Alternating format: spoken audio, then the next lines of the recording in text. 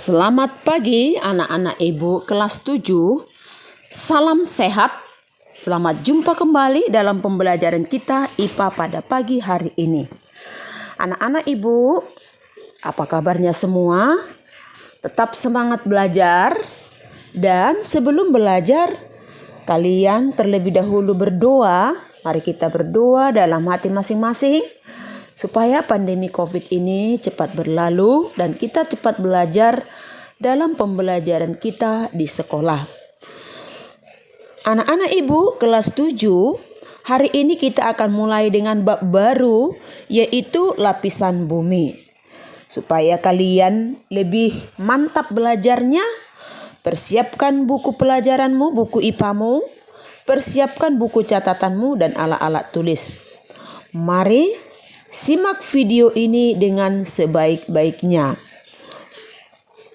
Nah, anak-anak ibu, kita tahu bumi kita ini terdiri dari berlapis-lapis. Ternyata bukan hanya satu lapis. Ya. Adapun tujuan pembelajaran kita adalah supaya kalian mengerti apa itu lapisan bumi ini. Dan yang kedua, apa-apa sajakah lapisan bumi ini? Dan yang ketiga, bagaimana kondisi daripada setiap lapisan bumi itu. Nah, sekarang kita mulai dari lapisan bumi ini.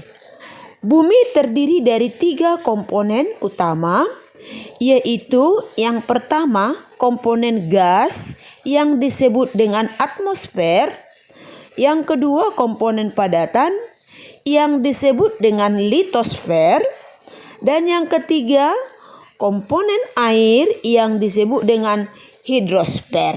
Jadi itulah 3 komponen utama, yaitu sekali lagi ibu bilang komponen gas, yang kedua komponen padatan, dan yang ketiga komponen air. Ya, inilah komponen-komponen utama daripada lapisan bumi kita. Nah, sekarang kita lihat dulu yang pertama, yaitu lapisan atmosfer. Atmosfer merupakan lapisan udara yang menyelimuti bumi. Atmosfer tersusun atas beberapa lapisan, yaitu yang pertama troposfer, yang merupakan lapisan atmosfer yang sebagai tempat sebagian besar aktivitas manusia. Disinilah kita berada. Contohnya belajar dan bekerja.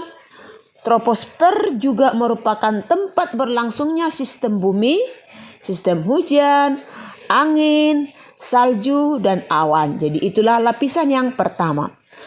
Lapisan yang kedua adalah stratosfer. Pesawat yang mengudara berada di lapisan stratosfer. Makanya kalau kita sedang berada dalam pesawat udara, ketika kita melihat ke bawah, nampak seperti tumpukan-tumpukan batu. Rupanya itu adalah awan, ya. Jadi kita di lapisan, kalau kita sedang berada dalam pesawat, kita sedang berada dalam lapisan stratosfer. Yang ketiga adalah mesosfer, yang merupakan lapisan atmosfer yang membakar habis meteor. Jadi kalau ada meteor yang jatuh, itu terbakarnya pada lapisan mesosfer, ya, sehingga tidak sampai ke bumi. Yang keempat, termosfer, yaitu merupakan lapisan atmosfer yang berfungsi sebagai pelindung bumi dari radiasi ultraviolet. Dan yang kelima adalah lapisan eksosfer, ya, lapisan eksosfer yang merupakan lapisan bumi ini, ya, yang merupakan lapisan bumi yang sudah berada di luar angkasa, ya. Itulah lapisan eksosfer, artinya dia sudah di luar yang dari alam ini. Lapisan yang paling luar lah itu eksosfer, ya. Nah, itulah lapisan-lapisan atmosfer. Nah, selanjutnya anak ibu, kita akan melihat bagian-bagian yang lain, ya, yaitu kita akan melihat bagian yang lain. Perhatikan gambar di samping. Berdasarkan gambar, perubahan temperatur pada lapisan atmosfer di samping itu menunjukkan yang pertama, bagian terendah dari lapisan troposfer memiliki suhu yang paling hangat karena permukaan bumi menyerap energi radiasi matahari, kemudian menyalurkannya ke udara di atasnya. Yang kedua adalah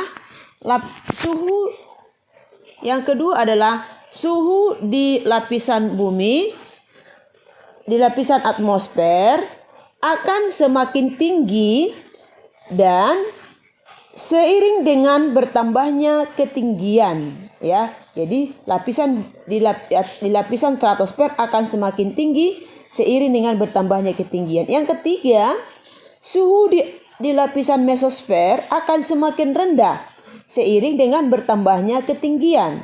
Yang keempat, suhu di lapisan termosfer dan eksosfer akan semakin tinggi seiring dengan bertambahnya ketinggian. Nah, sekarang kita akan melihat lapisan yang lain, yaitu lapisan litosfer, ya. Lapisan litosfer. Nah, apa itu dengan lapisan litosfer? Litosfer itu berasal dari kata litos, artinya batu, ya. Jadi lapisan litosfer itu adalah lapisan yang terdiri lapisan seluruh bagian padat bumi termasuk intinya.